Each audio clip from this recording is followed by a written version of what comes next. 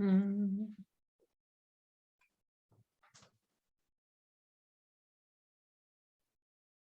Good morning. Hi. Small group. I bet everyone's on vacation.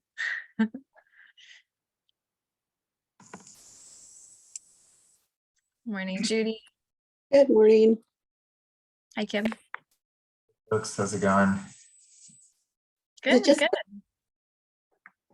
Is it just us now? I guess so. Down to 5. The fearsome 5. Bring out the Bloody Marys, Kim. All right, then. I'm in. It's Friday somewhere, right? It's Friday and it's 5 o'clock somewhere. Somewhere.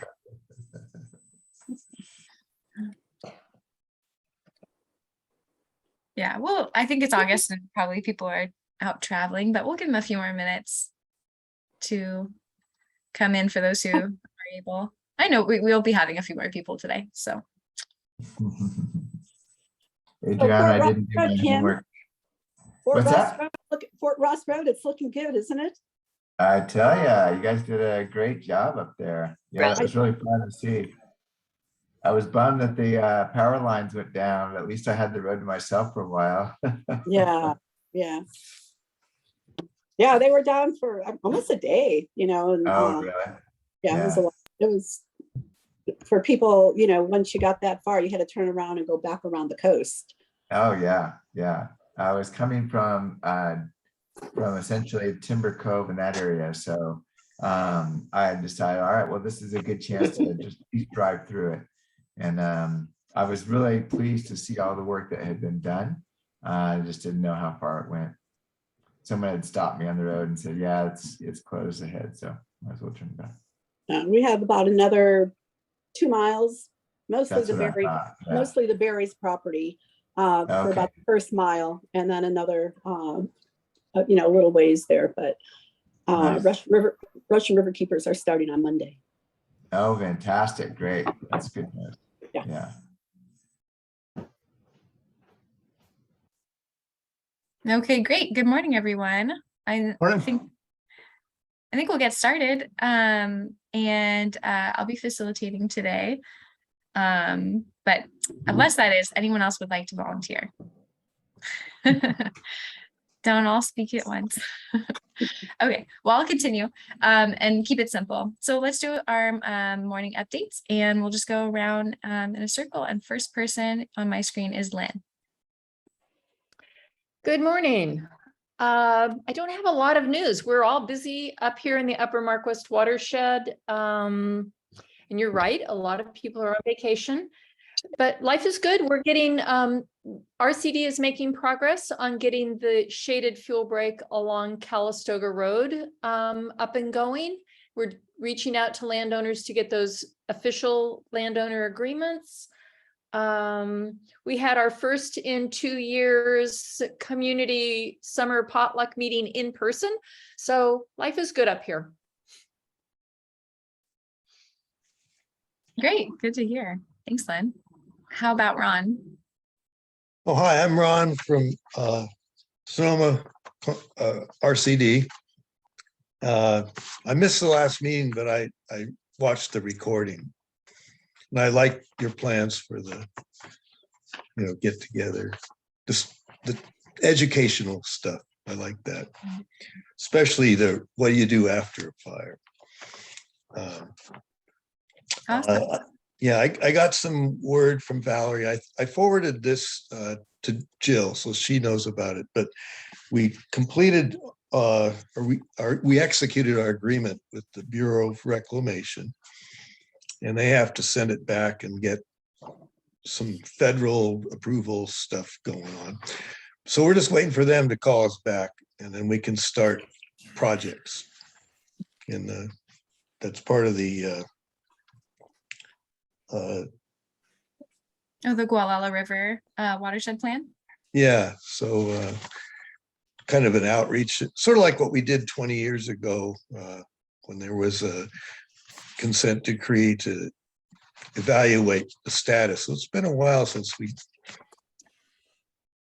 look at things, you know, again. I have to leave at 11, so and hopefully other people can fill in for me. But as you said before, we're involved with several projects in the county, so and which you seem to know about as well as I do. So anyway, I'm glad we're all working together, and I've got to go up to Trinity and do some work up there. I have a house up there. Yeah, I don't have enough time left. Anyway, it's good to see you all again. Trinity's lovely. I'm glad you have a place there. Yeah. You know, the town's decreased in volume as far as people. Everybody's moved out. Well, that's good. Yeah. Well, there's very few restaurants, and all the firefighters have been occupying and keeping business going. Right, right. Well, nice to see you. Yeah, thanks, Ron. All right, Okay. next on my screen is Judy. And Judy, you are on mute. Pesky mute button. Okay, that pesky mute button. We're moving along on Fort Ross Road. We're picking up again on Monday. We stopped, we had some funding issues. We also had nesting birds, so we had to stop until August 14th, and we'll be working with Russian River Keepers starting Monday. And we met with Sasha Burlman yesterday, Matt Green and I, and our community grazers, looking at a burn plan for our CAL FIRE grant and then for the next forest health grant. And we're looking at how we can work, how we can use both grazing and fire, you know, as complementary to each other throughout this area. Matt Green is doing a CAL VTP for the area. Wow. Yeah, for our whole area here. And he'll be going out with Sasha in the next few weeks to actually drive the areas that we're looking at burning, and where it makes sense to burn, where it makes sense to graze, where we can burn and then monitor with grazing. We are also, so that's the CAL FIRE, excuse me. Yeah, excuse me. We're meeting with North Sonoma Coast Fire, Marshall and I, on September 11th. We'll be doing a community outreach plan, community outreach to do some fire mitigation work up in Annapolis and bringing in Kashaya. And then some of the areas north of Timber Cove, Cruise Ranch, and so there's been very little of this work done up there. And so it's kind of new territory for all of us. And so we're putting together some outreach materials. We don't know what their level of participation is yet, if what they're doing individually or as a community. According to Bonnie, there's not much community work being done. So we're going up there being, you know, sensitive to that. So we'll be outreaching to the whole North Coast with the exception of the Sea Ranch. And so that's pretty exciting. And I think right now that's about it. Getting ready to implement our CAL FIRE grant, implement starting with environmental compliance. Matt anticipates it taking about a year to get through the CAL VTP. And it'll take us about that long to get all the landowners you know, to sign the liability agreements. And so we have a big outreach plan right now for that, working on the environmental piece and preparing for the next forest health grant, which was another reason we met with Sasha yesterday. So yeah, we're busy. That's about it. Judy, I saw you and your mother on the Community Foundation's front page. It was beautiful. And I thought it had something to do with your work, but it was something to do with your mother and you. Anyway, it was lovely photograph. Lovely. Thank you. You know, we heard from people all over. My cousins were in Hawaii and they were coming to visit they live in Chicago, and they looked up Sonoma County and they found it. My nephews in Australia saw it. Oh my goodness, that's great. You're world renowned now. I wanted to ask you something, and maybe it's something for a future agenda. But when you were talking about the Kashaya, and we are all, a lot of people are getting more engaged with the Native American tribes and people. And I'd like to put that on the agenda to talk about that as an agenda item at some point, because what my question came up in my mind was, we contact them. Do they contact us for doing Yes. things beyond the fire? You know, I mean, are we developing, a working relationship as well as a friend relationship? So I just wanted to say it'd be interesting to talk about that from our various perspectives at some point.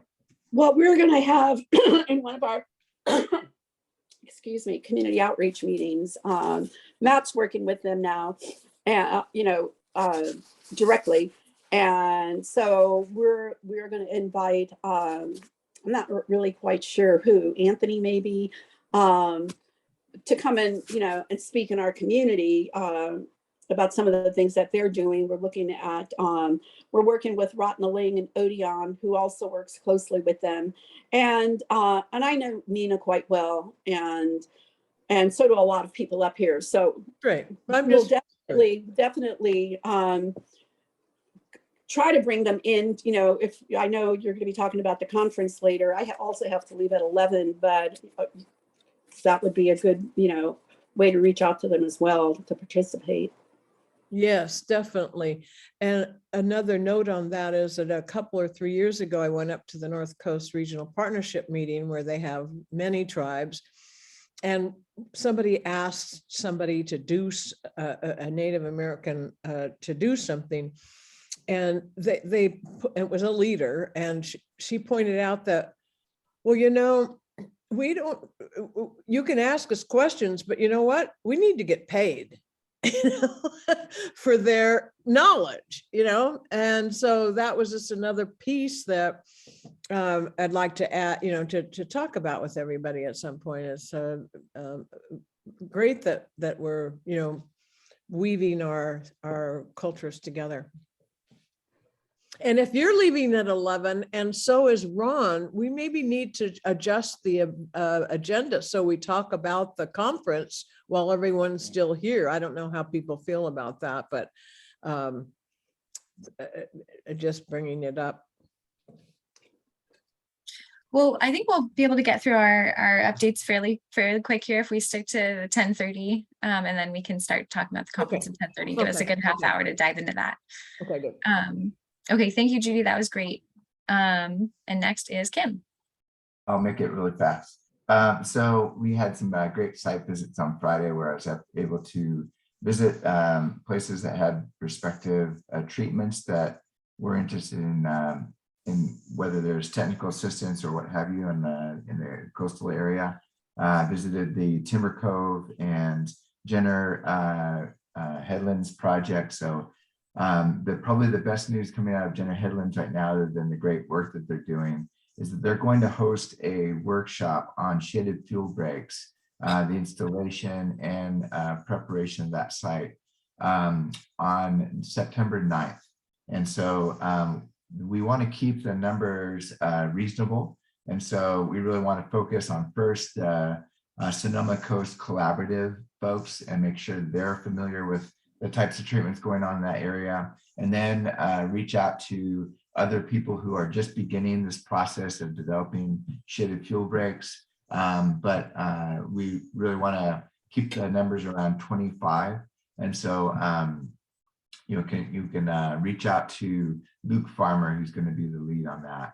So I think that's probably the best information I can share with you right now. Okay, great. So those who want to attend to learn more about shaded fuel breaks should reach out to Luke Farmer, and I'll put his email into the chat when I have a chance later. Or if you do, Kim, that would be great too. Okay, and next is Fred.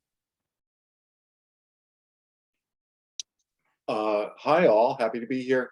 Nice to see everyone. I'm working on Jenner, about to do a timber harvest out there. We are looking at the new tools that they got as part of the situation. Luke Farmer would like to meet you, Judy, so that you can talk about sharing equipment.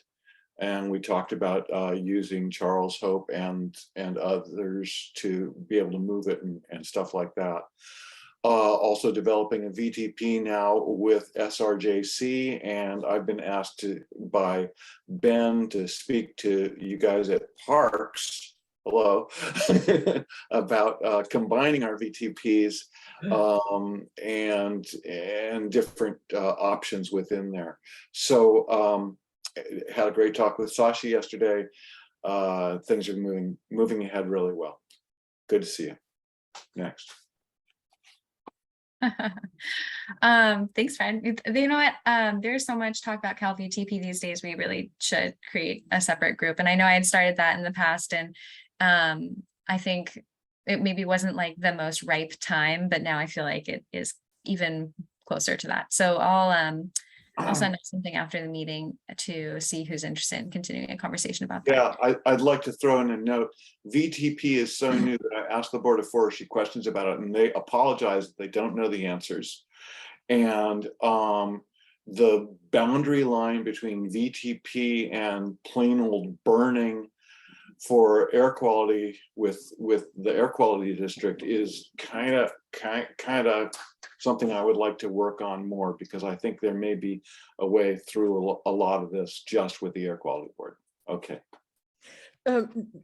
Adriana, were you suggesting that there be another group formed or some kind of ad hoc to talk about VTPs? Is that what I think you were saying? Yeah, a few months ago I had asked for those who are interested in talking, like kind of doing a support group, to email me, and I got a group of maybe 4 or 5.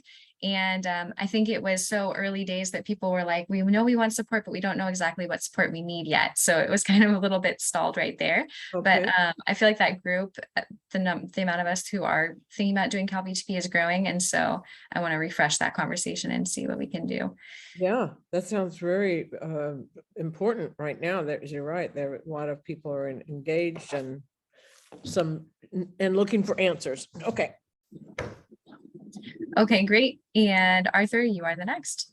All right, thanks, Adriana. Good to be here. I see a couple people that I may not know. So I'm Arthur Dawson, Baseline Consulting. I do historical ecology, and the big CAL FIRE project I'm working on, which is integrating vegetation and fire history over the last 150 years in the North Coast and Lake Sonoma and Napa counties, is progressing well. I've got all the data together now, and it's all in GIS. So it's kind of the exciting part with really starting to look at what it says. And I'm excited. I'm also heading into another phase of the project where I'll be interviewing several Indigenous elders, and I have Clint McKay lined up for a week from today. So we're going to meet up at Pepperwood, and I'm going to interview him. We'll probably talk indoors for a while and then go out on the land.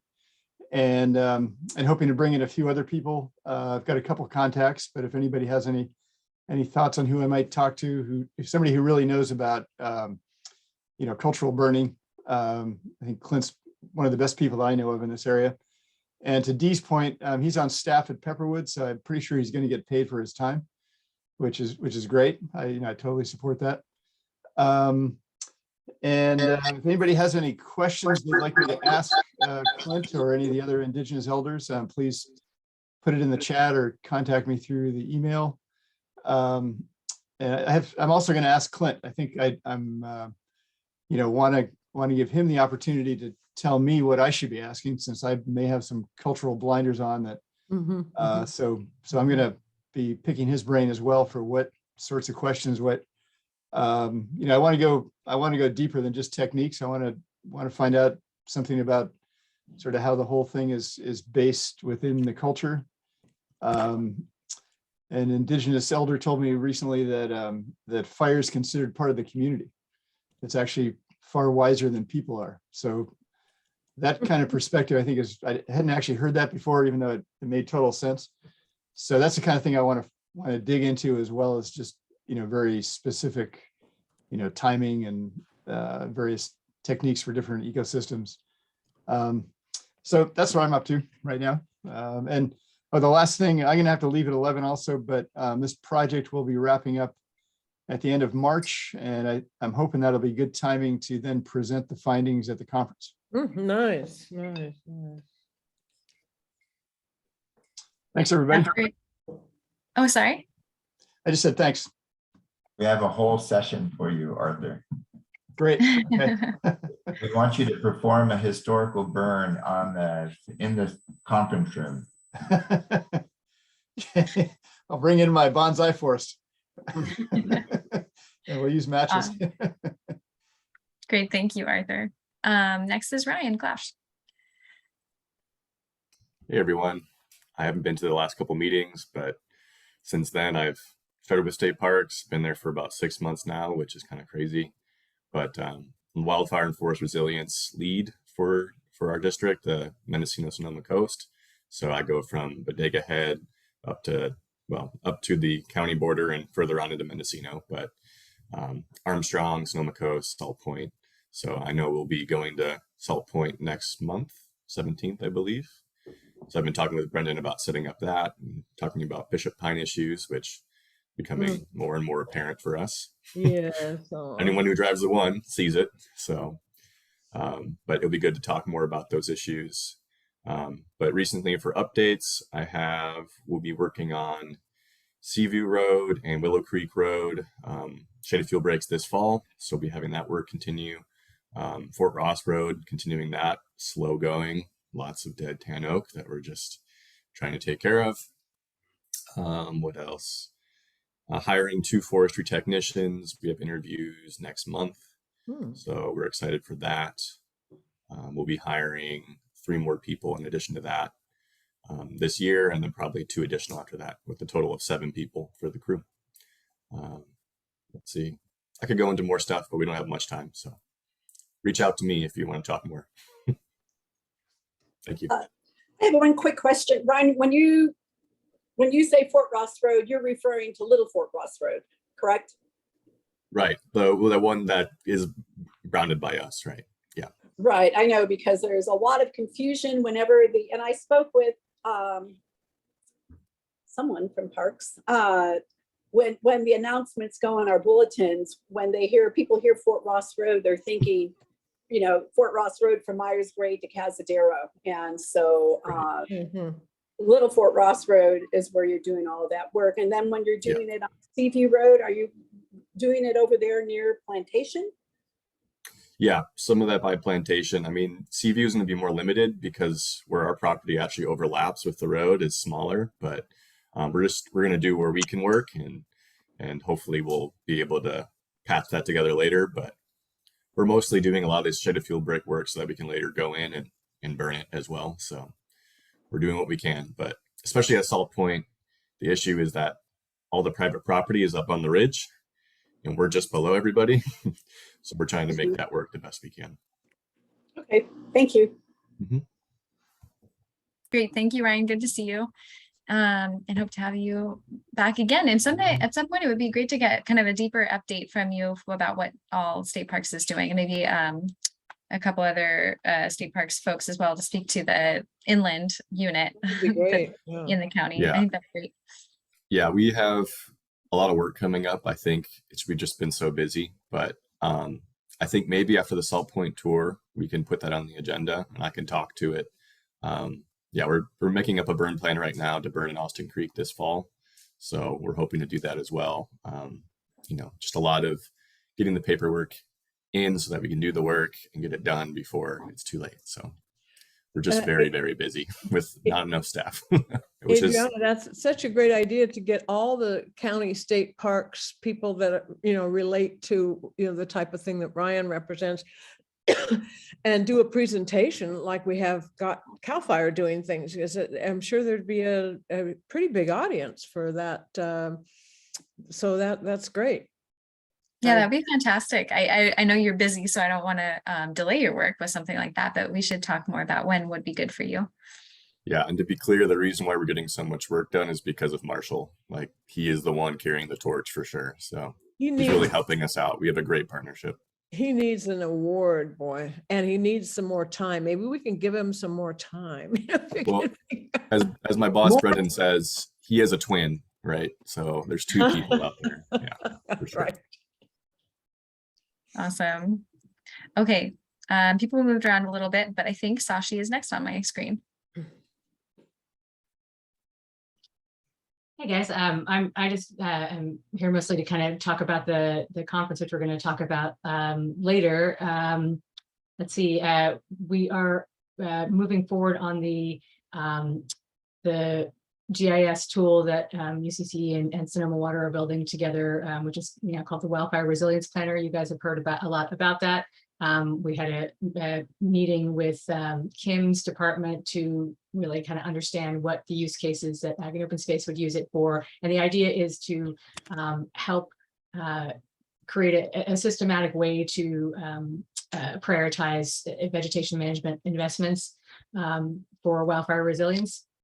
And rather than kind of, the opportunistic way that people have been kind of doing it in the past. So moving forward on that, and that actually ties into my master's thesis research around use of visualization for wildfire vegetation management. So I'm doing some writing on that as well.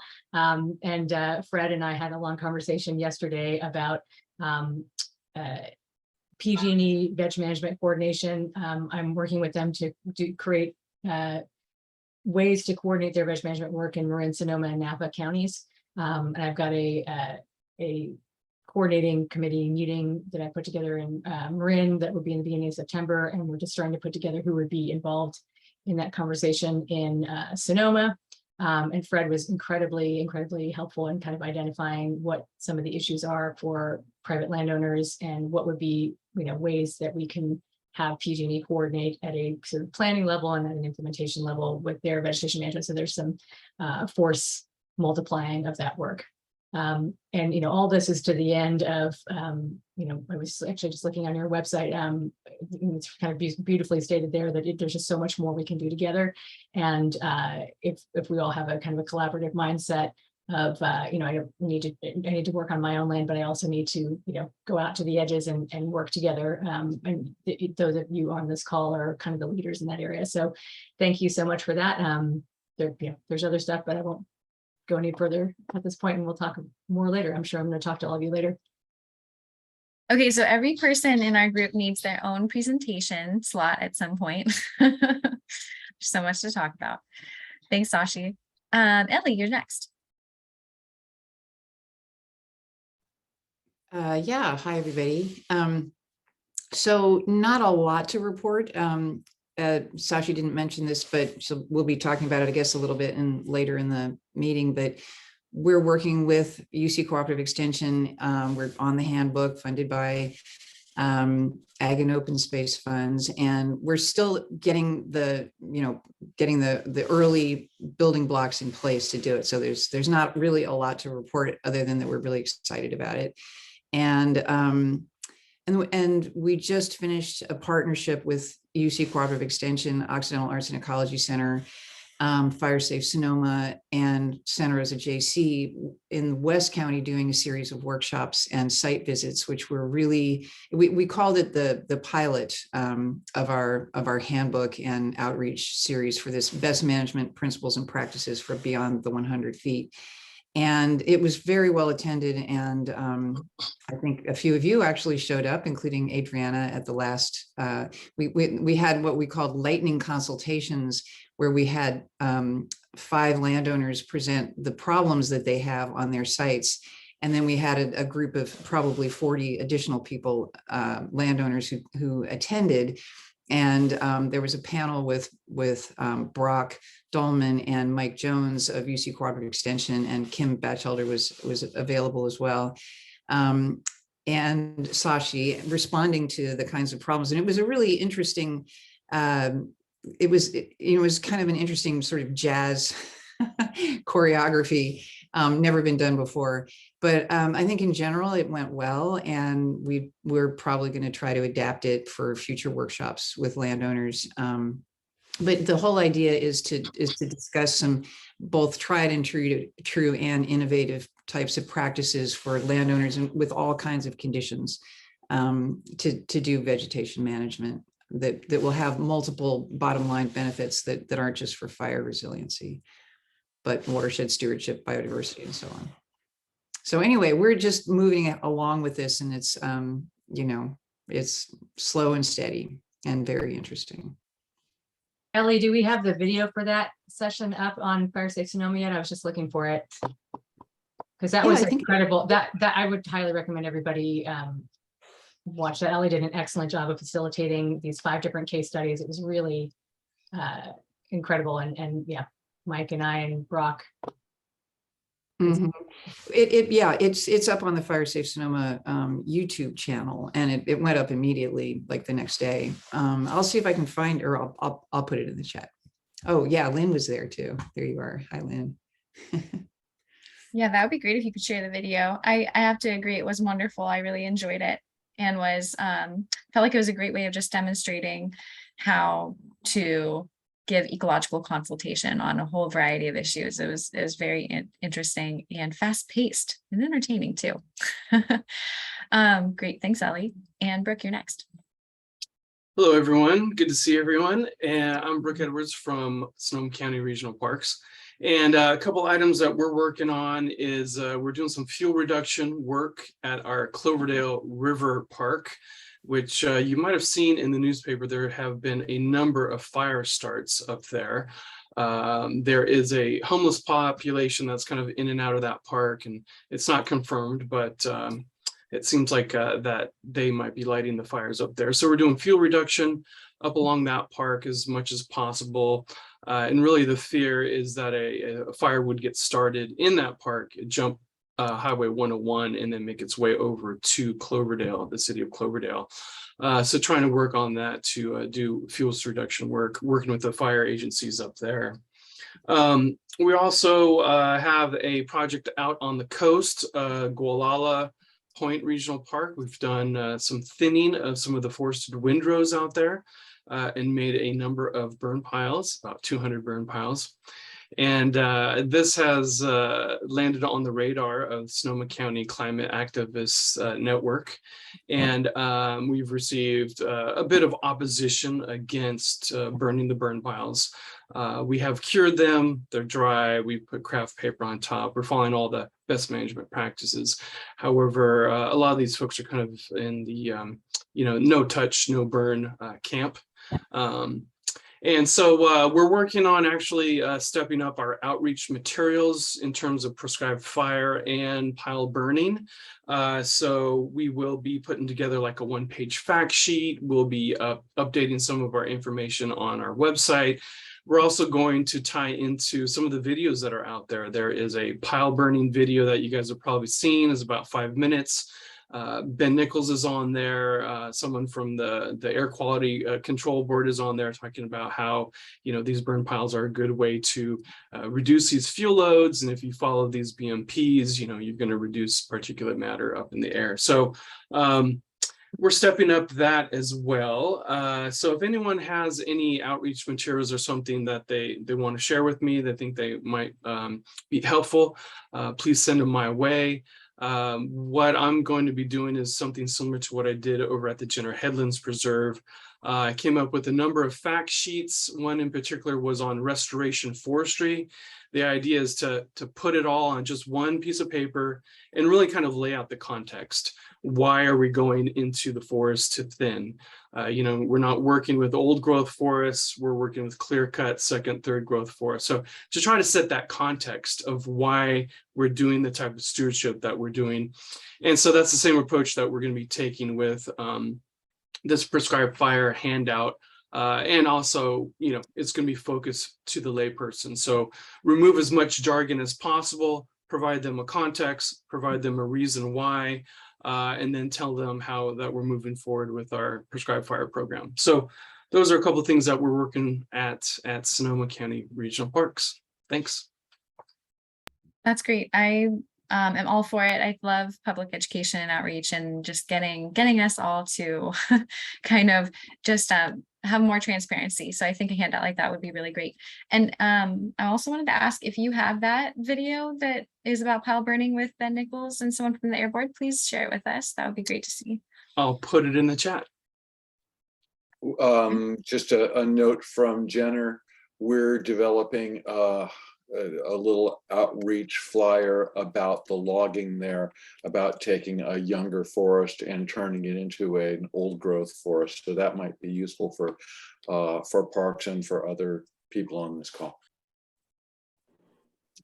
I would also like to add to this as well, listening to Ellie and Brooke and what Fred is doing and what we're doing up here. I think that there's an opportunity for all of us doing this kind of outreach. We're outreaching to hundreds of landowners here on the North Coast, and each little community has a different level of understanding. Some communities aren't doing anything yet. Some of them are pretty well advanced. And how do you tailor your outreach and your materials? And it would be nice if we had some consistency. Ellie, I'm looking forward to watching your video. I love the idea of your lightning questions, and that having the landowners state their problems. So I would just like to propose that at some point, and that also be included in the conference talk, since I'm not going to be here, that doing outreach, and I think as the forest working group, having some consistency in what we present out there as part of this forest working group, I think would be good. And I think it just really sets us apart on what we're all doing, but also connects us in a way that is pretty unique.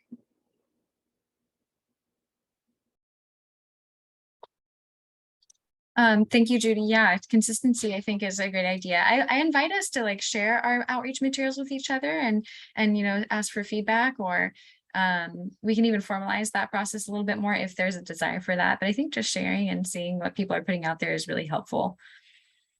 And if you'd like to try this technique, this lightning consultation stuff, I'd be happy to talk to you offline about it. It's fun. And we also learned that we could have done a little bit of prep with the landowners in advance, but it was still, it was a pilot. So I think it went well for that. Ellie's being a little modest about that. I mean, I think, there was a fair amount of prep done, putting, they filled out a questionnaire. There were, all their fuel mapper maps were kind of up there.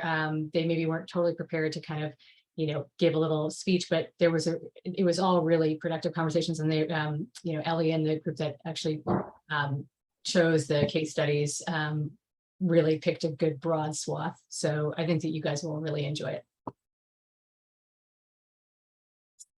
Great, thank you. All right, I think Dee and Ray and myself, and then we're done. And I know we're a little over time, so we'll try and go fast. Dee, do you want to kick us off?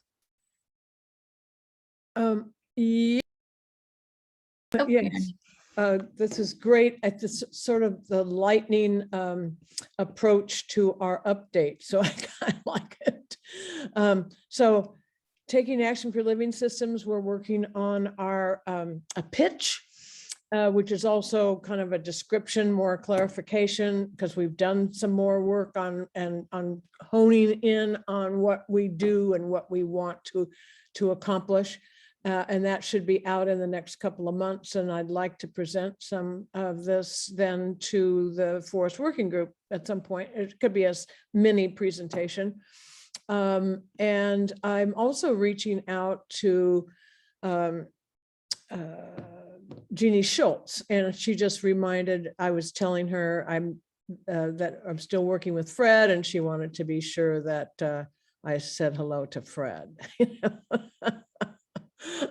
So lots of other things, but I will make it short and carry on with this lightning approach.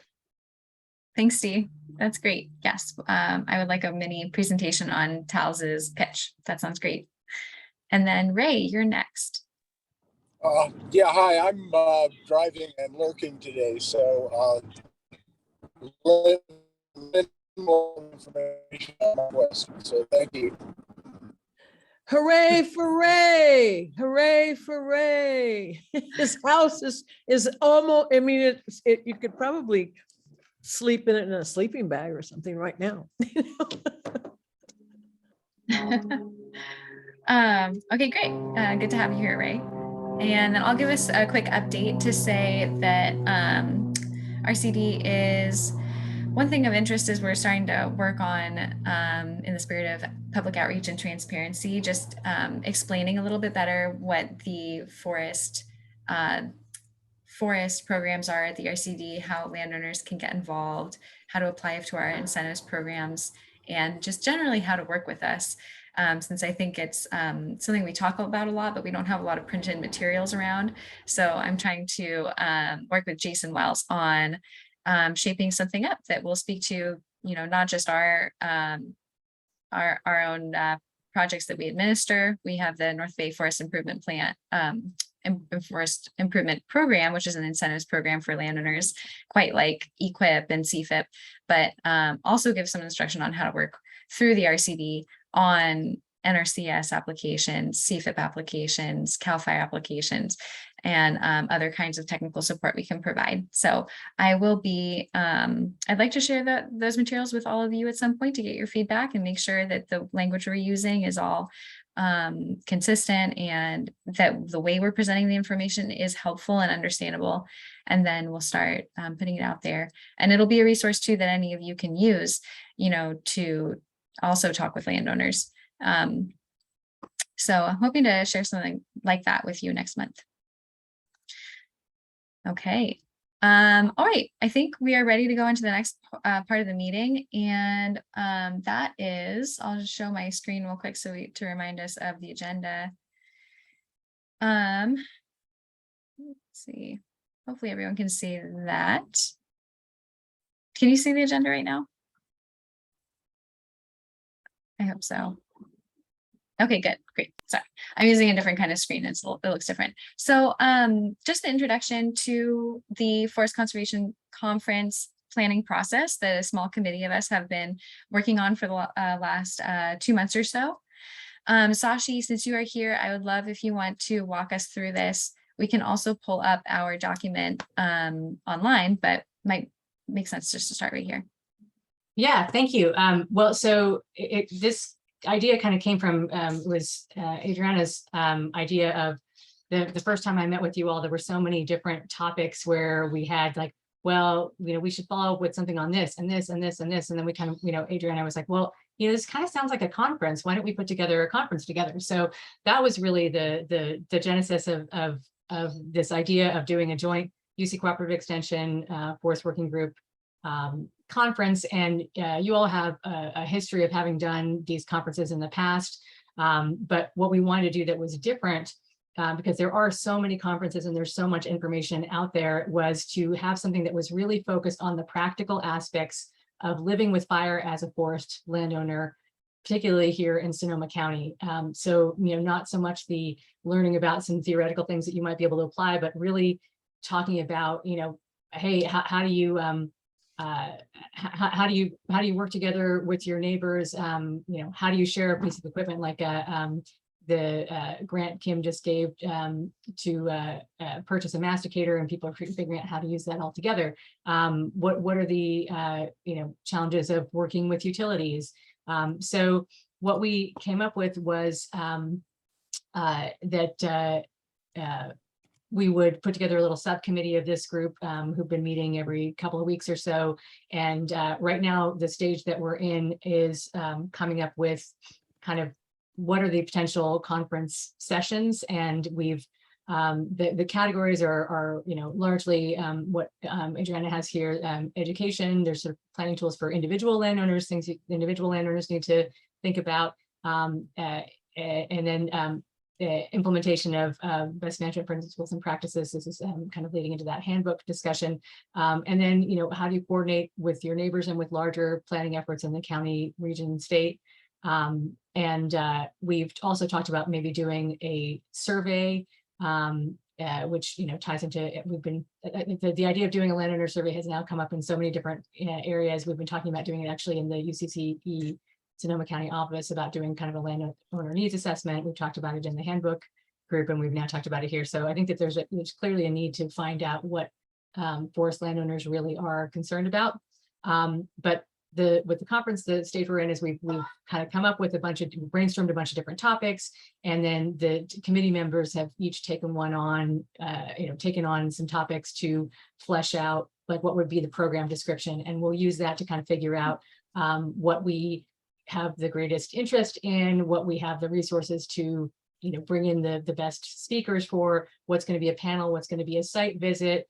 And then just kind of start to, put it all together. I have some potential, sponsorship sources that we can kind of tap into. But again, the driver is practical community considerations around what living with fire actually looks like. Post-fire was another category that's come up. So we're talking about, initially we talked about the fall, but that seemed a little ambitious. And now we're talking about the spring. So there could be an opportunity to kind of do some sort of share out of, hey, what did people, what treatments did people do? What work did people do? And how successful did you think it was? So I think this will be potentially a 2 days where you'd have some panels and then you'd have some site tours. And use some of the learning from all these other experiences we have. But again, really focused on action-oriented, practical things that people can just, share and take away and use. So that's the overall goal. I think a lot of the people who are on that subcommittee are on this call today. But yeah, that's what we're looking at. Yeah, thank you, I guess Sashi. we're going to go into the details. Sorry. Yeah. No, this is great. We had 30 minutes to do that, which you did in 5. So great. But we can use some of that free time to just talk about the concept of the conference. And I had a call with Jason Mills, who's not on the call yet. I think he's going to join a little later, but we were thinking about and just emphasizing this idea of like the conference should be for land managers. How do we really speak to their needs? How do we know what they might come into the conference wanting and deliver it in a practical, actionable kind of way? So as you'll see in our conference session outlines that we started, it's really every time we have a topic we want to talk about, we also explain to ourselves what is the audience member going to walk away with? What is the knowledge they're going to come away with? And what do we want them to do with it? So that's like Sashi said, it's really supposed to be practical. We want it to be actionable. There are a lot of events and conferences going on right now that are a little more theoretical, more science, more about new areas of research. We just want to talk about, what do we know can be done? How do we share more information about what others are doing currently and get that into the hands of more people?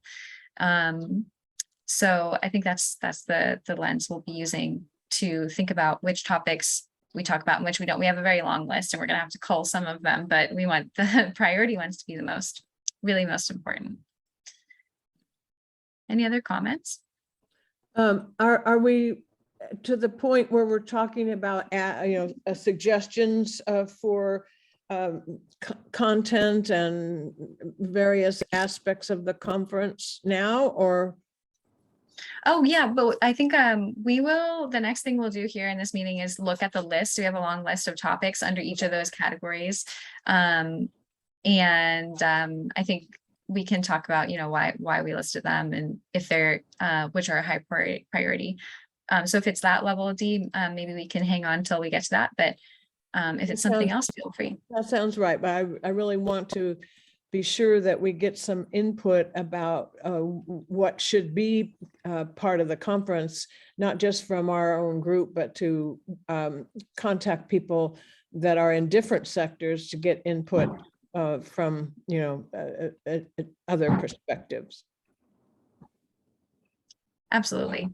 Yeah, I think we definitely want to make this useful for people, useful and actionable, and we want to be able to execute a few things well rather than a lot of things not so well. So, as things come up, we can cull down to the things that we can really just nail and do really well. And if there are things that we gather that are things of interest, but we can't execute on, we can at least sort of aggregate those for some sort of future event. But we're still adding to the list, so then we can prune it back down. Is that correct? Yeah, that's the stage we're at now. Yeah. Thank you. And Dee, what you said about getting landowner input, I wholeheartedly agree. We should get a variety of input, not just landowners who are part of the working group, but also be soliciting the input from other landowners who we might want to attend. We could certainly tap the people that attended our pilot, beyond the defensible space, because they're very engaged. But Dee, I was wondering, what did you mean by contacting people outside of the, I don't remember exactly what your words were, but did you have anything in mind or anybody in mind in particular? Yes, I do. And it is to get equity groups. We're not, to my knowledge, involved with or involving, asking for their leadership and planning for this. And I think that's crucial, not just Native Americans, but all of the various wonderful diverse people in this county that have been affected or have land and like that. So I'm very interested in that. Ag, wine, health. I know what you've been focusing on, a practical approach, but those are the practical reality is we need every one of these sectors to be engaged, or we're not going to be successful in the pace and scale of the things we have to get done. Thanks, Dee. That's really good to keep in mind. And I think we can build that into our design process, getting more input from more sectors, more stakeholders for sure. This is Ray. Can you hear me? Yes, we can. Just a real quick thought. A lot of professional conferences I've gone to over the year have had an accompanying trade show. And I'm wondering, in terms of outreach, are there companies that provide land services or materials or supplies, chainsaw dealers, chipper dealers? It's a great idea. Permit obtainers. I mean, this is a chance for them to showcase their services or their equipment to a potential market. Absolutely. And that's kind of it's just a nice addition to the network. And they usually have to pay to be in the trade show. Well, there's another angle. The first one's always free, and then when they see they get some customers out of it the next year, Oh, then you can not necessarily. Let's talk about that. Okay, I just wanted to throw that idea out. A great one. And then one other thought. There's an increasing pushback on this forestry management that involves cutting and burning. And I think there's a lot of confusion among the public, but there's also a growing economic interest in generating biomass for personal or corporate profit. And they're pushing a lot of legislation through that makes people suspicious that forest management is becoming greenwashing for cutting and burning on an industrial scale. And somehow I think we need to confront this early on and identify what are the sources of this pushback, what are the information on the basis of which this pushback is developing, and can we bring better science to the table, or just help people understand that what happens necessarily on the national forest up in the Sierras is not happening in the Coast Range of Sonoma County. But I think we need to put on our radar screen anyway. What do we do about this pushback, because it's gaining momentum? Yes, those are my comments. They need to be involved, so because they are our players, whether and we need to make that as positive as possible. And I don't know if that fits in the conference idea or if it's a separate effort altogether. So we should talk. Yeah, we should talk about it. But okay, well, it's interesting that's it. Sorry, I didn't mean to cut you off. I'm just going to sign off. Bye. Oh, thank you. Ray brings up a good point. We had kind of talked a little bit about some messaging that we might want to kind of like overlay with the conference, and sort of like clarifying things like that would be a good message to make sure we build into the conference. Another one we were talking about was land ethic, kind of like the sort of like responsibility that land managers have to be managing woods for the public good and things like that. So it was like we were kind of talking about like, oh, there's some like messages we might want to kind of like overlay with the conference, and perhaps that's sort of one of them. I don't know. There's a lot of ways to think about what Ray just said, but Yeah, I'm going to throw out something that may not be what anyone else wants to talk about, but we have these conferences every 4 or 5 years. This is an opportunity that we have to take advantage of to the best, purposes that we know we need, and to have it be designed for only practical solutions on the ground, to me is not as full of a vision. We really, I believe, need to rethink what we are doing this conference for, and what this opportunity provides us into the community. We're going to get a lot of people together. There's so many aspects of our work that are really difficult, like funding, like policies, like governance, like, so much. I'm just saying, is this really what we want to do with our time and our money, and ask everyone else in the county that's engaged? Is this the most important things we can do? I think we need to think that. I think about it myself. I think when we go through the specifics of some of the sessions, I think some of that will be addressed, and then, the group can decide, what else you'd want to add. great. Yeah. Thanks, Dee. That's a good question to hold in mind. And then was there someone else, maybe Ryan, who wanted to say something? Oh, just to Ray's point, I think the most effective way to change people's state of mind is when they see it in person. So I'm glad there's field tours here. But of course, you can't drag certain people out into the woods and show them. They have to be willing to do it themselves. But I've had a lot of people change their mindset once they're there, especially on prescribed fire. It really changes people's feelings about those things, because prescribed fire is not as scary as people tend to believe. So hopefully, if we're doing it at the JC, we can be doing some prescribed fire in the field, only a few 100 feet from the conference. All right. Real demonstration. Okay. Wow. Look at that. We are on time. Oh, Arthur, go ahead. Jump in quickly. I just wanted to mention, I didn't mean to put Sarah Moncada's email address in the chat, but I did want to get it to Adriana. I just wanted to let you know why it's there.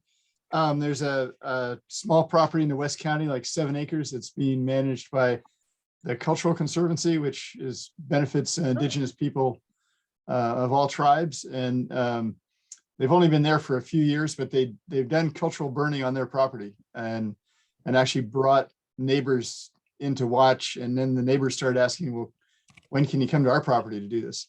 So it's a good success story. I don't want everybody to jump on her. I think I'll leave that to Adriana. And Adriana, like I said, in a separate message, if you want me to make the introduction, just let me know. But I think they seem to have a really successful approach, at least for their site. And it seemed like a good model for how some of this might work.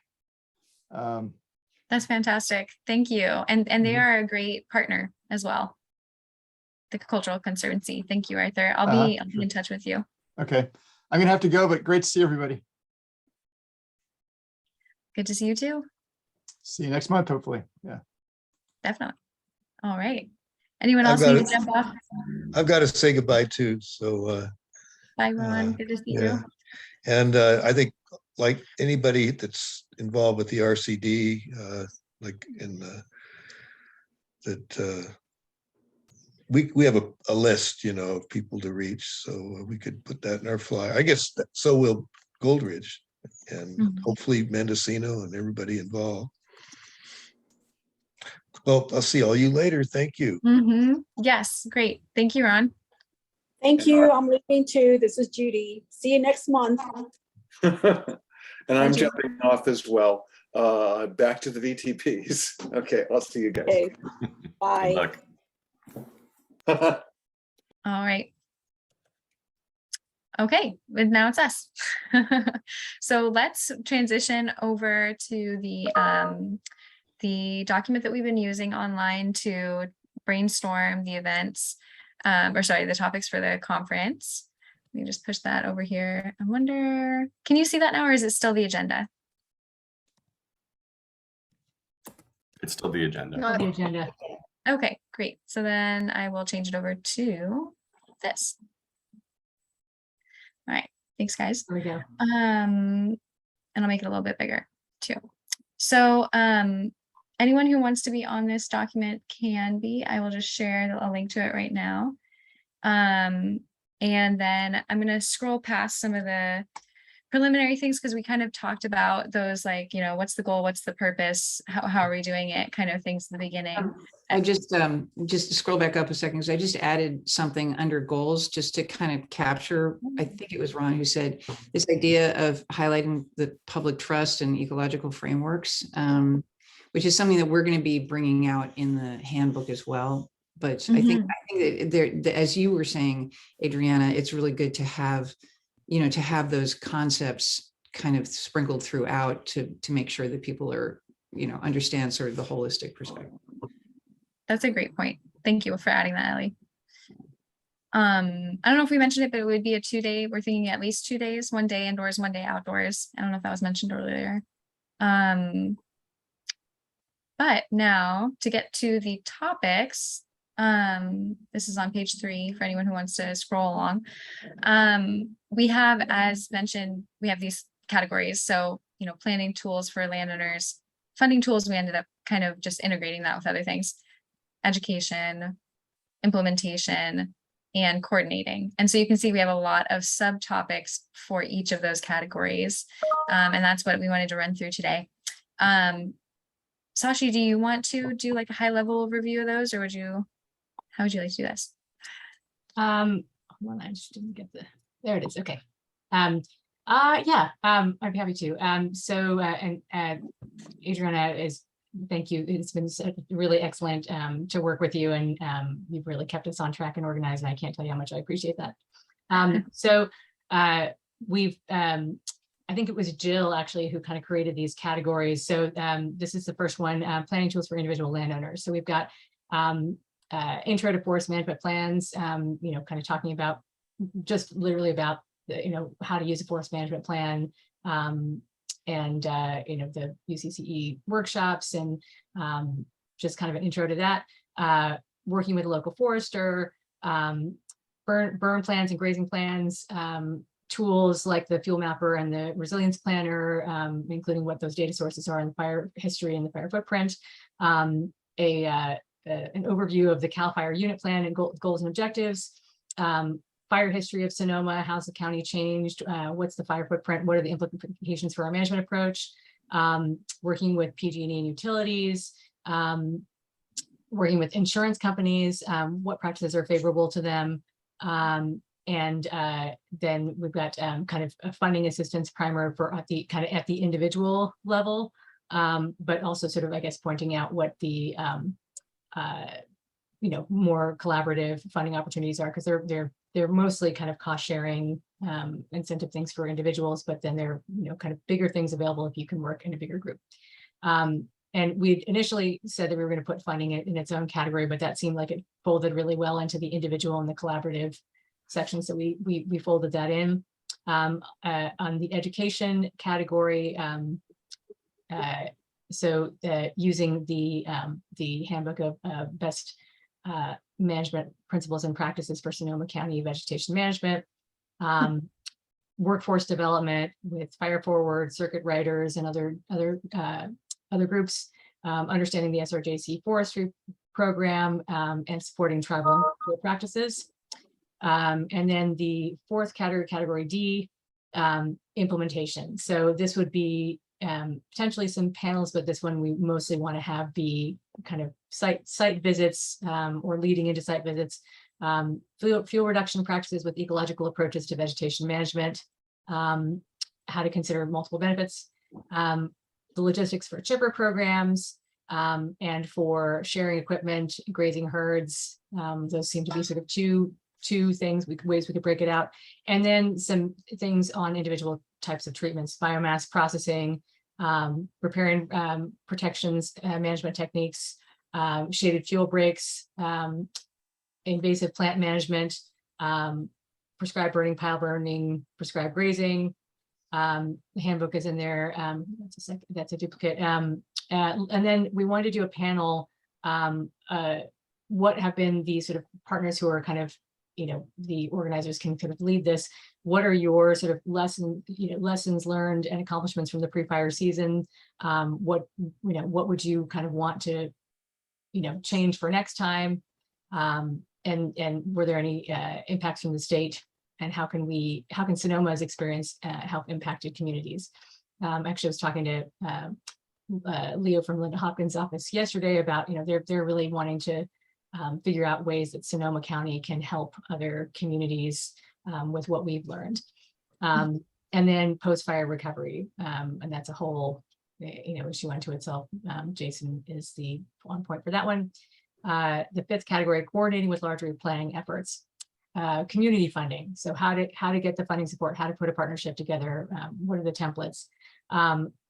Collaborative multi-property forest management, giving some examples and maybe having a panel of people who've done that well already, including a lot of the people here on this call. And then how does it all fit together with the countywide and local CWPPs, regional efforts, states forest management goals, state wildfire task force, and then just sort of how do you coordinate larger groups from a landowner point of view? How do you get the neighbors together? How do you do projects together? How do you create a fire safe council? What kind of legal agreements do you need to think about? These are the kind of things that you never see a presentation on that, and those are the hard parts. And a bunch of you who are here have been through that and could really contribute to something that could help a lot of other people sort of learn from the path that you've already created. And then we wanted to do a survey of the attendees. We could do kind of a pre and post survey of, one to sort of figure out, how we did and what they learned about, but what was your perspective going in? What was your perspective going out? What changed for you? And what was important to you going in and what was important to you going out. So I think that would be a useful thing to do, and you can do that in registration fairly easily. Just pointing out that we deliberately didn't include the within the 100 feet stuff, the home hardening, landscaping around structures. The only thing that we potentially could include would be access and egress roads, because I feel like that seems to come up a lot, and considerations that might come up in Fred and I were talking about that it came up kind of in the PG&E conversation, like if they fell a tree and if they make it fall this way and I can't get to it, versus if they made it fall this way I would be able to get to it. So there's some things around roads and access and egress for fire response is going to be really important, especially as that affects streams, sediment, all that. So that was a really quick flyover. I think you guys will have to take some time to read these different descriptions, but each of somebody's name is next to it and someone's going to write a description about it. So if there's something that you're interested in that you want to contribute to in that, I think that's, Adriana, I don't know if you're going to make that available for people to kind of, or add names if they want to be in on that. And then, what do you want to add? So I think we have Dee and then Lynn. Yes, and I'll just pop in and say, absolutely, people can go onto this document, add their thoughts, add, new topic ideas too. And when you do, just make sure you put your name next to it so we know who put it up there, and then go to the bottom to the session outlines and start drafting a session outline. So for example, here's one that I did for forest management plans. You want to talk about who you suggest the speakers would be, if there's a potential site that you'd like to visit related to that, kind of a little write-up, like something that could go in a brochure. What is this topic about? And then specifically why it matters for us in Sonoma County. And then that very important part of like, what are people going to walk away with? And I have a template. I just pasted a bunch of templates at the bottom. So here's a blank one. You can just start working on any blank one. And there's tons of blanks. So great. Dee, you have your hand up. Yeah, I'd like to put my name into category B funding tools and maybe rename it, but not have it folded into category A and E, although they can certainly be part of A and B could certainly be, allude and talk about funding, but I'd like to expand that, as I think I was saying earlier. And it might be called funding and financing or something like that. And I'll continue to work on that. Certainly all of the work, each of the things that we each do is all really hard. And so I want to acknowledge, and all vital to, what we're doing. So I didn't want to have anybody go away thinking that what we are, everything is key. So how do we do the most important, pieces, at this conference? Such a great opportunity. And so that's, I guess, all I have to say right now. Yeah, and I saw your note, Dee. I think I'm something that you kind of have a vision around this too. Like, I think if you can get into the document and flesh that out a little bit about what you would want to see, that would be more expansive. The more specific we can kind of get about that, the more we can try to address it. Because that's right. And that's why I wanted to talk with you about it first before I suggested anything more specific. So, okay. I think Lynn, you had your hand up, and then Jason.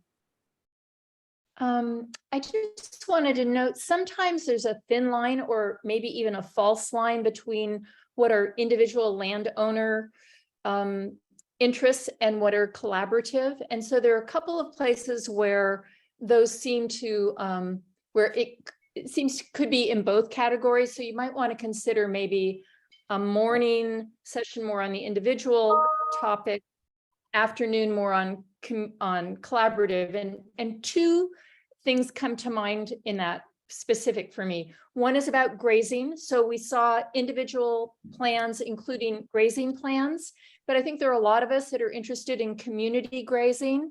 And so how do we look at leasing agreements, community grazing, transportation, those kinds of practical things that go into determining the viability of land use for grazing. So that's both an individual landowner's interest, but I've done some outreach to our community up here to know that that's also a community interest among multiple landowners.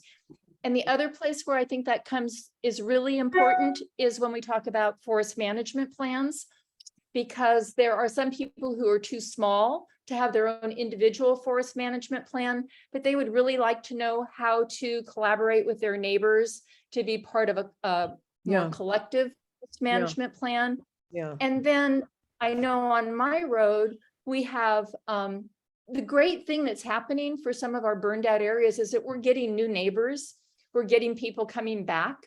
And so we're looking at how can we have maybe 7 or 8 large properties work on their forest management plans together. So we're then able to have a larger project design when we get everybody on board. So grazing and forest management plans are really high on our priority list up here, but both on an individual and a collective level. And the other thing I wasn't sure I understood, well, I'll tell you, there were 2 other topics, just, I think you've already got them, but in the post-fire, one of the topics that's really of interest up here is the post-fire reforestation. And people tend to mostly talk about conifers, but up here we're also talking about oak, oak seedlings, acorn collection, and the Milo Baker chapter of the Native Plant Society is working on that. So I think that there's a lot of interest in what species, what's the right tree where, and both the oak woodlands and the conifer forests as being things that we really want to be working on, and the riparian corridors of reestablishing our canopies in the post-fire reforestation along riparian corridors. And I think the fourth thing that was important had to do with, and this group has already done a lot on this topic, but I don't think we're there yet. And that is the topic of fuel breaks, shaded fuel breaks versus fire breaks. What are the pros and cons? What are the right treatments in the right places? And I think sometimes we get a lot of information and it's not always coordinated or discussed different points of view. So we kind of hear one point of view from CAL FIRE. We may hear another point of view from the county. We may hear another point of view from more environmental and ecological perspective. So, and I don't know if this fits into the education category because it's both theoretical and practical, but I think that whole thing about where, and if, back to Dee's point, if we are going to look for funding at some point, we have very different perspectives from different funders. And so we want to make sure we understand who wants what and where's the best place to put them. Mm-hmm. I didn't know how to put all that in the document, so I hope somebody's doing a good job. Thanks, Lynn. Yeah, I tried to capture some of those comments, but feel free to, keep embellishing on the Google Doc, and everyone should have a link to it in the chat. All really good points. Okay, and I see that Jason, you also have your hand up, and then we'll work the way down. I think after Jason is Ellie and then Dee. Yes, thanks so much. See, this is developing quickly. Lynn, I gotta say, your voice is so valued as someone with direct experience. Thank you for being a part of this group. I think it's gonna really be critical. I'd love to build you into this however we can. Just looking at the whole flow of this, I'm loving, the planning, the funding, the developing the plans. Let's figure out how to strategically approach all this stuff. I'm seeing this is, definitely in conference workshops, right? And then people are going to start getting bored and they're going to start getting sick of being inside. And that's when we switch over to implementation. But we have to change that name because implementation is something we all get, but it'll fall flat on the general public, right? We have to add some juice to that because this is the on the ground work. And I think this is going to really get people all excited. And I just had an idea about this.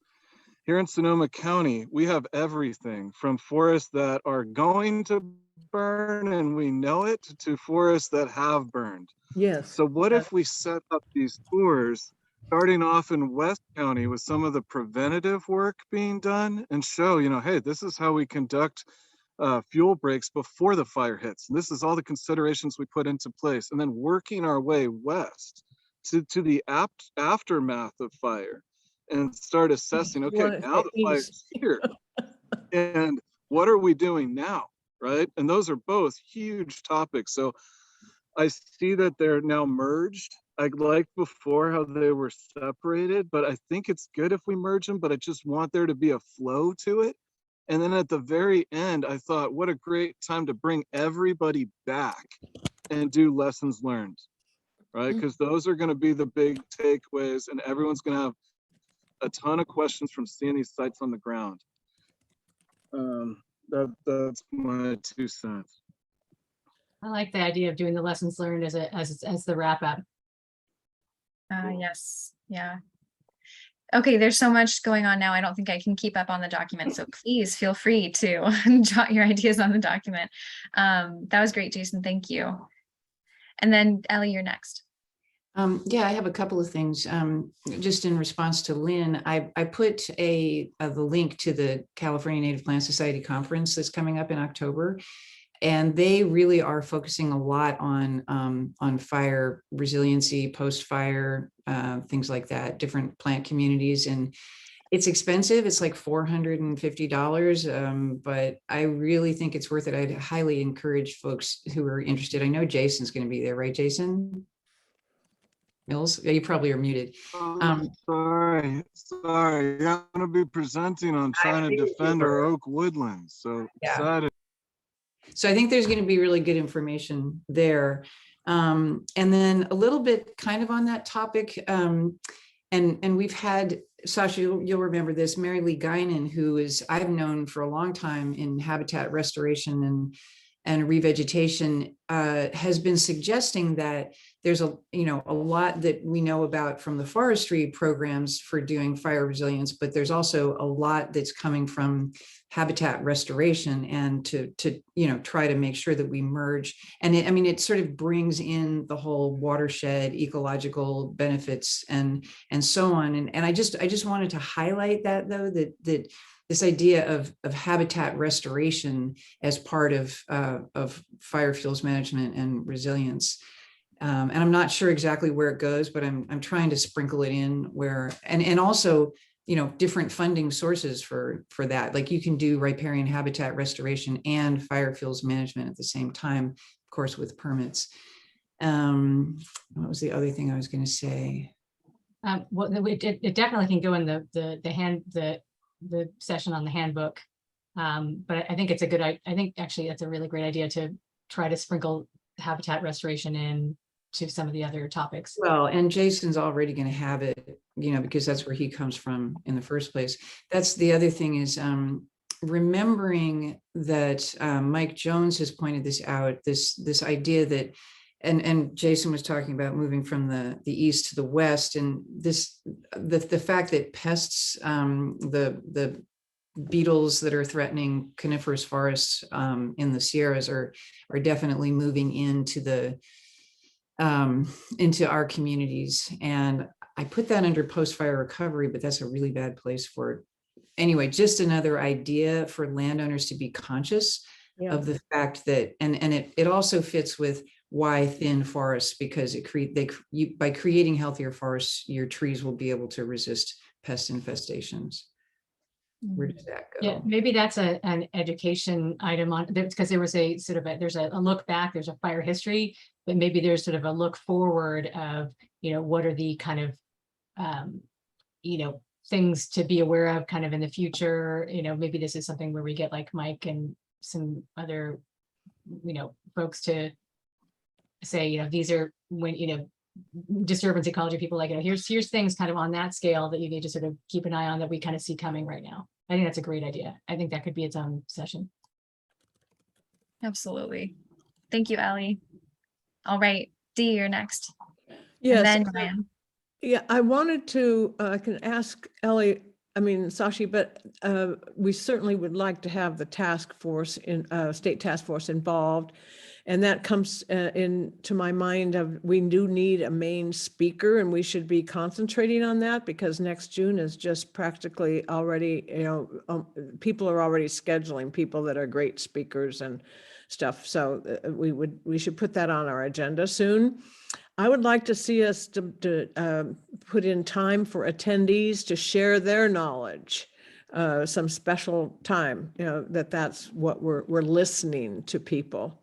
I would like also to set up an awards committee, because as I just was talking, and we all are, about how wonderful Marshall is, there's other wonderful people too. And at our last conference, we did have awards, and that was very successful. It was time consuming. I think we really do need to figure out how to get more money so that we can do all this right, and yet cover all the important bases.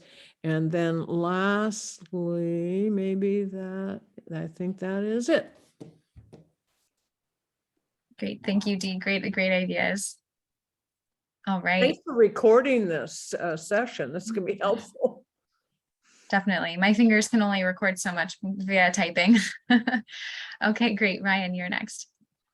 I may regret throwing myself in the ring, but I should probably be included in this conference.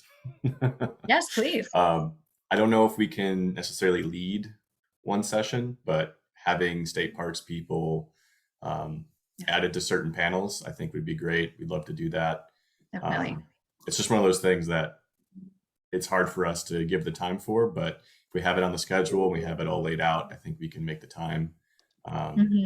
Not so much in the funding, right? Because we have different processes than a lot of private landowners, but in terms of actual on the ground work, that'd be good. And then something else I'd like to add for pest management is maybe talking about how different tree species also just have a life cycle where they get to 80 years old and they just die. So bishop pine, a lot of our pines or fire pines, they just don't become old growth, right? They just become sick and die, and those diseases are part of that too. So yeah, senescence and succession, I mean, could be something that in the education, I think that actually that's a huge topic, because I think people don't consider that. Right, because I feel like a lot of people lump all trees together, whereas, oh, they're going to get really old and they're going to be beautiful and they're not going to have any problems. But I think it's a huge issue, especially on the coast with bishop pine, is there's this thought of we'll just let it sort itself out. And there's a kind of that loss of the kind of the paleoecology of the region too, right? So I think there's a lot of good topics we can talk about. Absolutely. And Ryan, do you think that if state parks is involved, do you think that DFW would also be, do you tend to work with Fish and Wildlife? We do. I don't have a lot of connections with them right now. That's okay. Because I've only been for a short period. Or so other people do. And so yeah, and Ryan, if you have time to just kind of look through the document and see whether where you think state parks would be best fit and kind of throw your name in there, that would be really helpful to kind of so that we make sure that we keep that in mind. Okay, yeah, that's great, because state parks has been underfunded for a while now, but now that we have funding, it's part of that is showing off the work that we're doing. We don't want to just do it in the shadows, and everyone loves state parks, so it's a pretty easy topic to talk about. Well, Armando Quintero is a local guy. I mean, like I know him very slightly from when he was at Marin Municipal Water District. Back to Dee's point of trying to have a named guy. Like, I don't know how you what your connection is with Armando, but we could certainly reach out to Armando and ask him if he would come. I'm sure he would love to. He's a good person to have as a more philosophical side of things and kind of pushing the higher end and less technical. So if you want to have a speaker, I think he'd probably be willing to do that.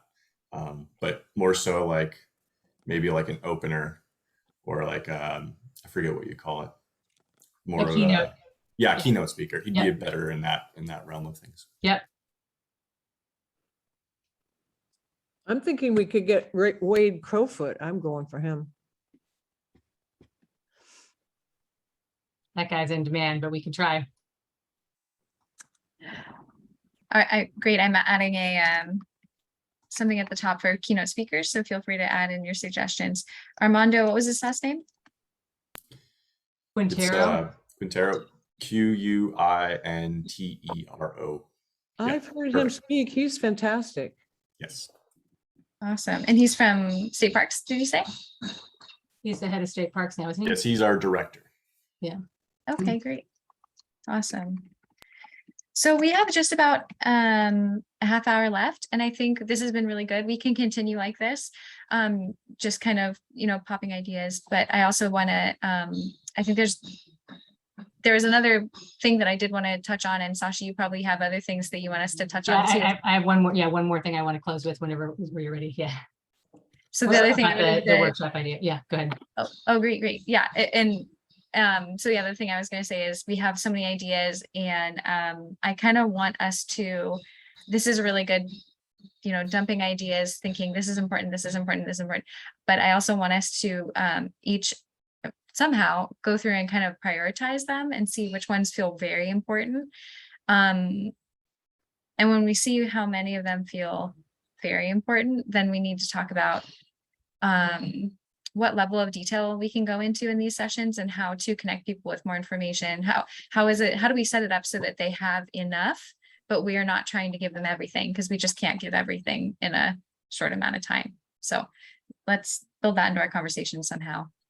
I would Sasha, suggest that we, if I could just suggest that we go ahead and do our exercise of populating each of those sessions and really articulating what that session would look like, who would be on board, and then do the prioritization process. And then that's a good idea. because that way people really have put some thought into what exactly that session would look like. And then if it's realistic to invite the people that they want to invite, or if those people are slated to do 14 other presentations, then we have a better idea. That's a great idea. Thank you. That's a good process for us. And then Sashi, did you want to say something about the workshops? Yeah. I know that we're planning on having a more of a kind of a general sort of demo of the wildfire resilience planner in October or November. But before then, I would really like to go through the same kind of workshop experience that we did with Kim's group in Ag and Open Space. And Kim, you can kind of, speak to that with this group. So whoever is interested, I'd love to get, as many people as are interested to do like to do what we did, Kim, like over the Zoom session, which would be kind of, tell me what your, let's understand what your kind of goals are. And then let's have you give me some individual stories of what what your vegetation management challenges are. And then, kind of identifying what of those challenges could be addressed by either the resilience planner or by some other theoretical tool that is part of the kind of thing I'm trying to spec out for my thesis. So the goal of my thesis is to have some sort of mock-up or spec of a theoretical tool that may or may not exist yet. So whoever is interested in that, I'd love to set up a session really sometime in the next month to just go through that with whoever's interested. And Kim, I don't know if you want to just really quickly kind of talk about your experience with that, because it would be roughly like that. Okay, I was going to go ahead and hit that offline, but I think it's a good suggestion about the format. I think we should give people a time to really be thoughtful about what their scenarios would be instead of doing it the day of. That way we can maybe Diane or Deanne could be more prepared to be able to address those specific issues. Yep, definitely. I appreciate that feedback. And yeah, I think that would be helpful with this group. Thank you. Ryan? Sorry, my hand was just still up. I'll lower it down. Okay, that's it. Thank you. Okay, great. So I think we were, Adriana has been in touch with Susan about the right timing of when your team is ready to present that information. So let's keep track of that. Yeah, those would be two separate things. The October, November thing would be like, here's a demo of the product and like walking you through all that. This would be more gathering use cases so that we can customize the product. So it's two different things. I really like that way of laying it out. That'd be perfect. So just in case you didn't catch that, they are talking about, we took a pause from talking about the conference and shifted over to a different conversation, which is very helpful. And it's something that I want to plug now too, while we can, that the tool that Sashi and Sonoma Water and others have been working on, the Wildfire Resilience Planner. I'm going to get it wrong. I'm sorry. Wildfire Resilience Planner, yeah. Oh, okay. Great. Is something it's just about ready to be demoed for the Forest Working Group. So we're looking at a date in the fall during our normal monthly meeting where we can spend a good chunk of time walking through that and getting some feedback. So I'm excited that that's going to be coming to you all soon here in the fall. And then I think separately, Sashi may reach out to folks for more one-on-one assistance. Okay. So for the last few minutes that we have here, I guess I just want to recap our process moving forward for this conference planning. You all have this document. If your name is on one of these topics, if you added your name even as a second person on one of these topics, feel free to write that write-up, like Kim said. Let's get some language down about what actually the session would be, keeping in mind that it's kind of a short amount of time, but still, what is the basic information that we can share for each of these topics, who would be the speaker, etc. And then at some future point, I'm not sure how we'll do this, but at some future point we'll need to go through and sort of prioritize them and say, just really pull out which feel the absolute most important, or maybe pull out which ones, you know, you can't talk about this until you've talked about this. And so therefore this first one is more important, something like that. So we'll figure out a process for getting your feedback on that. But yeah, first we'll write them out, then we'll prioritize them. And then finally we'll think, how many days do we need for this conference? And kind of like, I forget who was saying that people will get bored, but people will get bored. And so thinking about, you know, are there topics that we can take out of the room and into the field and sort of do what we might do at a table, do it out in the woods instead. So just kind of thinking like, are there topics that were really, you know, could be easily transferred to a field setting? Let's think about how to do those too. What's our timeline for making these decisions? Or maybe we don't know, but. Good question. I'd like us to have like a draft in the next, Sashi, what are you thinking? In the next month or two, I feel like it's important for us to start fundraising and getting this. I think we had talked about the next planning meeting, having all these descriptions written by the next planning meeting.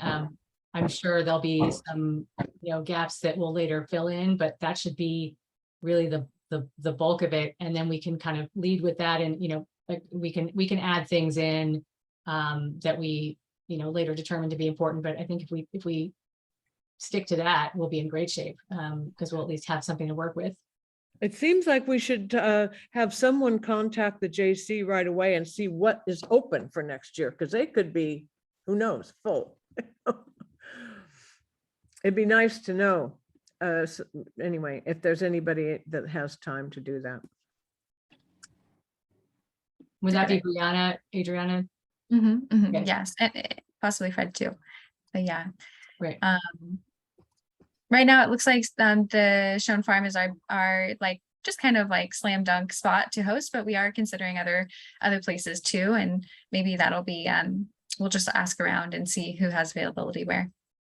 Has anybody contacted the Sonoma Land Trust to see if they're wanting to get engaged with this more than they are now? Not a bad idea. Nope, haven't. Anybody know Eamon or anybody? Anyway, it'd be great to have them engaged. Brooks has signed off, but isn't his partner Shanti over there? Shanti's our partner, yeah. That's right. Didn't they just hire, not just, but in the last 6 months, somebody who's living over in is it the Glen Oaks place? You know, Kim, who that might be? Yeah, he was I on don't know the exactly who you're referring to, but he was on the CAO climate TAC. I was on a couple meetings with him. I'm blanking on his name right now, but I think but I recall, because I saw him in one meeting, that he's kind of like focusing on fire resiliency. Oh, Ring a bell? the Land Trust would absolutely be interested in participating, I'm sure. Is that maybe Joe Plogger? I know he's a recent pickup. Eamon O'Byrne is what I had. Okay. Was at that meeting. Well, he's the head guy, but maybe Shanti is the one to do the exploration with it for us. I think Shanti would be a great liaison for sure. Can you ask her to do that, Adriana? Yeah, definitely. Okay, great. Great. Those are some good things that we should get going right now. Absolutely. And I can, anyone who wants to come to our next conference planning subcommittee meeting next month, more than welcome to. I'll put in the date in an email to everyone, and along with some reminders about just continuing to work on this document. Jason, I just wanted to mention to you, I've actually put your name along with mine in a couple of things where I was told when I wasn't at the last meeting, which I totally accept and am happy about. Jason Awesome. Mills. Yeah, let's rekindle the collaboration flame. Let's do this. I knew you'd be enthusiastic. Can't stop. It's the curse of competence, Ellie. When you're if you follow through on things, people assign you more things to do. Jason, would you You're talk not to there. Would you talk to Virginia at your office and see what she thinks about the idea of the trade show and getting, charging people. She probably has had experience and she would probably give us some good advice about that. Oh yeah, she can't take her head out of the big picture. So I'll drop a little plug in for her, and I think she's going on vacation soon. But yeah, next time I chat, I'll make it happen. Okay, thanks. The other person to think about for that is, up in Cloverdale, the COPE group up there has now twice put on a big fire awareness not conference, but a big event where they had a lot of different practitioners selling or at least promoting their work. And I'm trying to remember who that COPE group guy is. I can ask Roberta, but I think he would have a lot of contacts. Lynn? And I just want to say, I think Ray's idea about equipment is really important, because as we try to see where we can transition from gas tools to electric tools, it's been very helpful to hear about. Yeah. Occidental Art and Ecology Center is pretty much going Husqvarna, and somebody else is in favor of this. And so all of that discussion about switching tools and what tools work best for what kind of work, and what tools can be carried by people who don't have necessarily the upper body strength of everybody else. Great all point. of that is really stuff for us. Yeah. Kim said that this might turn into a 3-day thing. I'm thinking maybe 4 or 5. Hey, people can camp at in my meadow.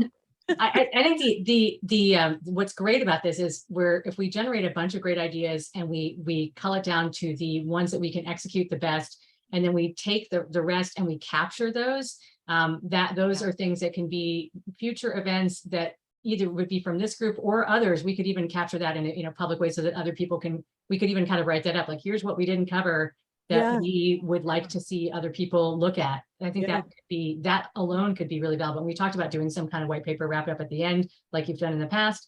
And that could be, even if we don't do those things, if they're captured, it's hugely valuable. Mm-hmm. Like next steps, when we consider it at the conference, it could be that someone has another gathering not too long after this one or something. Mm-hmm.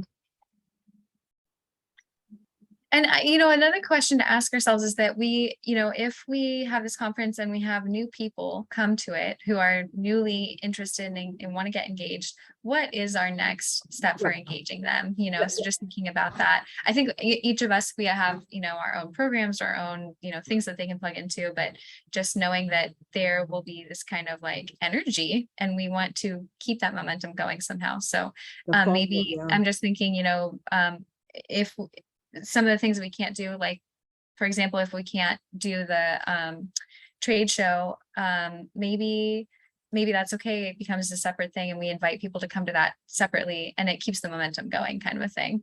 Yes. So just another idea. Well, at minimum, you have new members in the group. Yes. Yeah. That would be ideal. Yeah.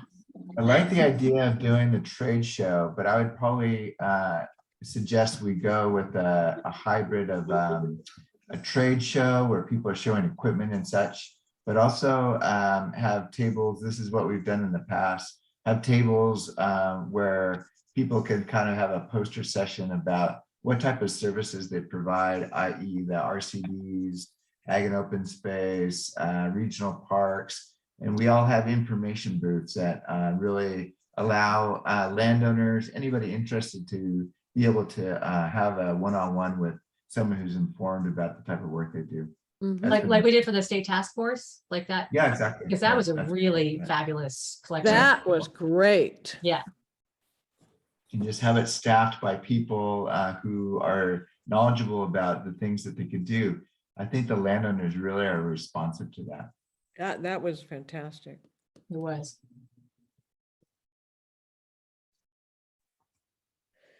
I have to sign off, guys. Lovely meeting and great planning, and let's just keep on going. Thanks, Dee. Yeah, I'm so pleased by this conversation. It's been really productive and energetic. Thank you everyone for all your help. Yeah, fun working with you all. I gotta go too. Okay. Oh, bye, Ellie. Good to see you. Well, we just Critical haven't. mass is quickly dwindling. I know. I was gonna say. I was like, It's if you almost- guys want to stay through, we can. We can call it early, or we Hour. can keep just Hour. brainstorming. Happy to do either of Let's those things. start naming different people who aren't on the call to different responsibilities. That will be fun. Yeah, if you're still here, then watch out. That's right. No, this is our opportunity to point other people who aren't here. Yeah. Yeah, I'm afraid if I leave, I'll get stuff assigned to me. So I gotta stay. Yeah, exactly, right?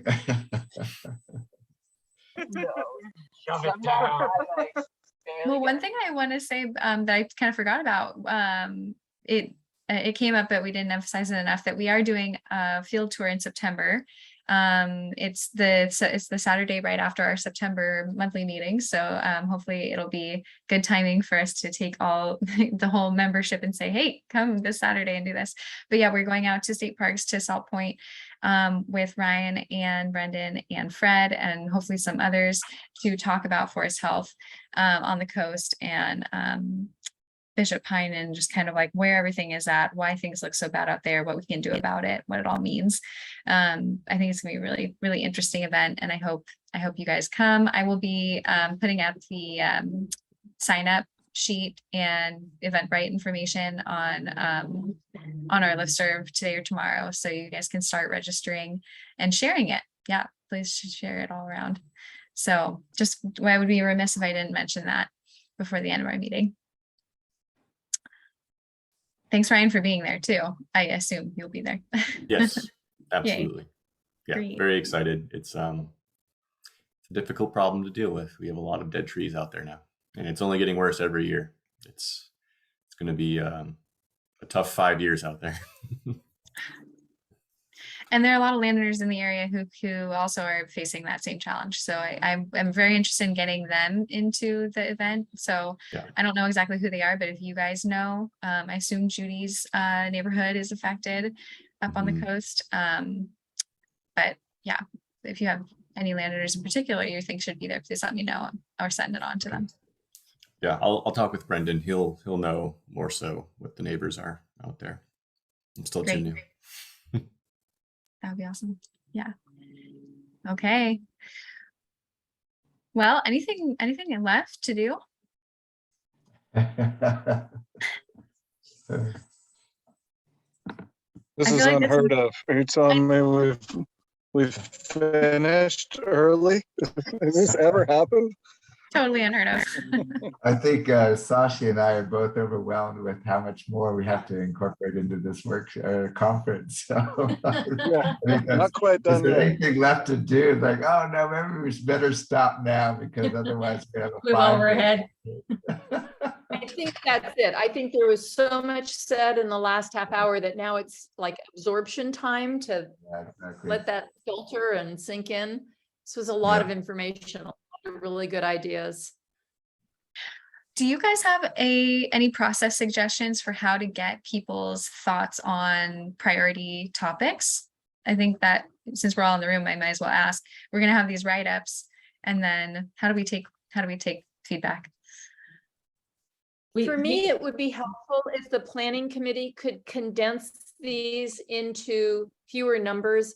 I think there are places where things can be merged and fleshed out a little bit better, so that because right now, if I were to try to prioritize that, there's a lot of things that are where there's overlap.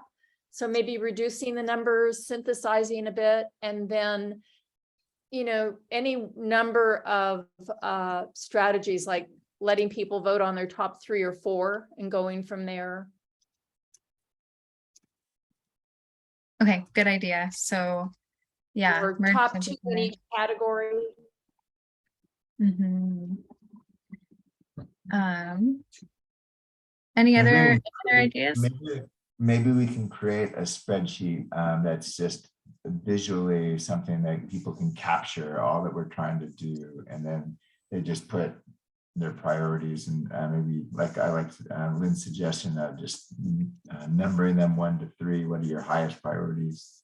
And we'll just have to recognize that some things are going to miss out, or we just are going to have to cover in a different way. And there's going to be some amount of just prioritization by necessity where it's like, well, people are interested in this, but there's not enough interest to have someone really be a driver on this one. So it's going to fall off the plate, or like we just happen to have the most, resources for this topic. So that one's going to be a go. So I think it's going to end up being that too. Some little culling from that. Mm-hmm.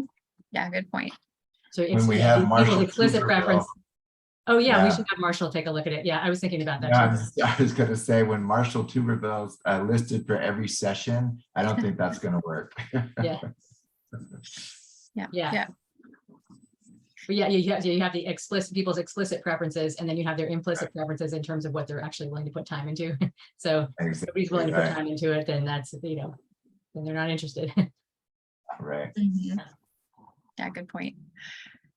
Okay, so it sounds like the subcommittee has some work to do in fleshing out the descriptions, also seeing where topics can be merged.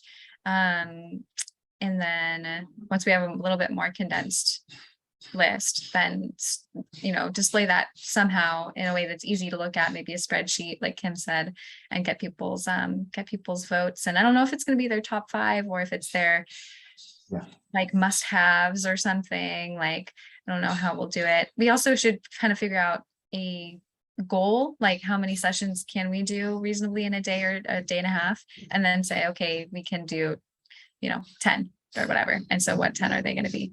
It's gonna be hard. We could also, we also talked about the lightning rounds and doing like shorter things. So it's not a full panel, but maybe an individual speaker who can do something in under 10 minutes, and we can get in a series of those where it's a faster download than a longer conversation. So maybe we can have like 10 panels, 10 lightning sessions or something like that. Yeah, and I think oh, go ahead, Lynn.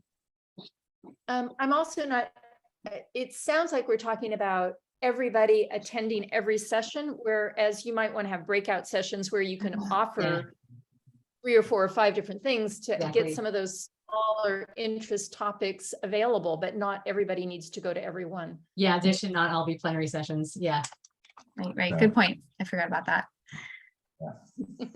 And so one of the things I think is, I like to Jason's point about the interest factor and the energy in the room. I think you just kind of create as many learning opportunities as possible.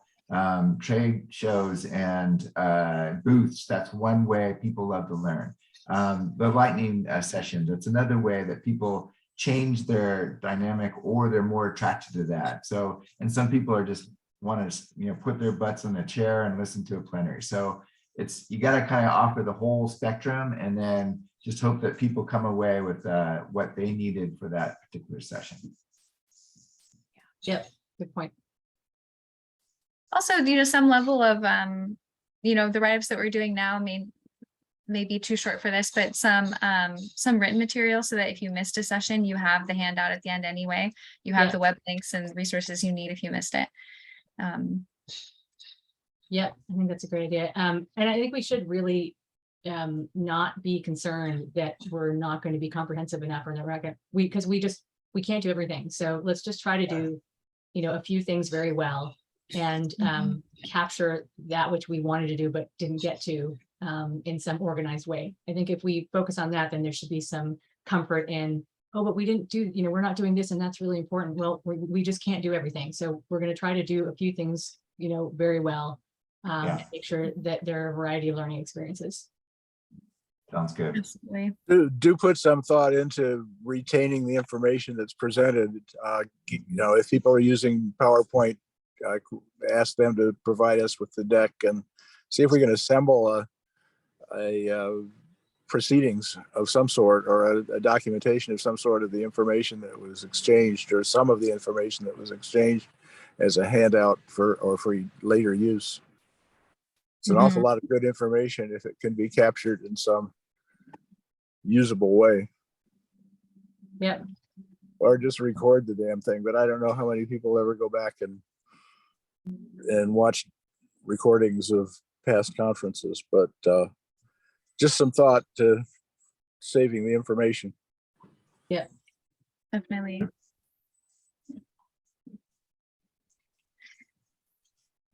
All right, folks, thanks for all your good work. I really appreciate it. Yeah, thank you. thank you. What is All right. left to do? There's lots left to do. Exactly. I'm realizing. All But great, yes. Okay, thanks everyone for this. I'll send out more information about our next meeting for the conference and you know, what's to happen in the coming months. Thank you. Good, folks. Enjoy the rest of your Bye. summer. All right, bye everyone.